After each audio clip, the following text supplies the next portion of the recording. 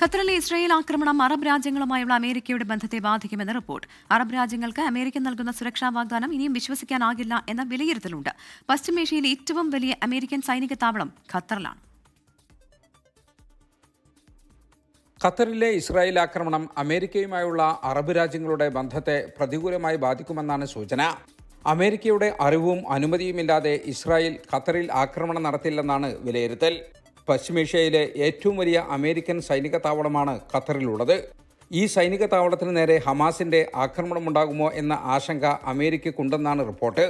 Arab രാജ്യങ്ങൾക്ക് സുരക്ഷ വാഗ്ദാനം ചെയ്തിരുന്ന അമേരിക്കയെ ഇനിയും വിശ്വസിച്ച് മുന്നോട്ടു പോകാനാകില്ലെന്നാണ് പല രാജ്യങ്ങളുടെയും നിലപാട്.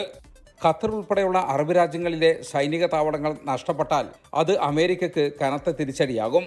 ഈ സാഹചര്യത്തിൽ റഷ്യയും ചൈനയും ഉൾപ്പെടെയുള്ള രാജ്യങ്ങൾ അറബ് രാജ്യങ്ങൾക്ക് പിന്തുണ നൽകാനും സാധ്യതയുണ്ട്. അതുകൊണ്ട് തന്നെ ഇസ്രായേലിനെ കൂടെ നിർത്തുന്നതോടൊപ്പം അറബ് രാജ്യങ്ങളെയും കൂടെ നിർത്താനുള്ള ശ്രമം അമേരിക്കയുടെ ഭാഗത്തു നിന്നുണ്ടാകും. ഇത് എത്രമാത്രം വിജയം കാണുമെന്ന് കണ്ടറിയണം. ജലീൽ കണമകലം, 24 ജിദ്ദ.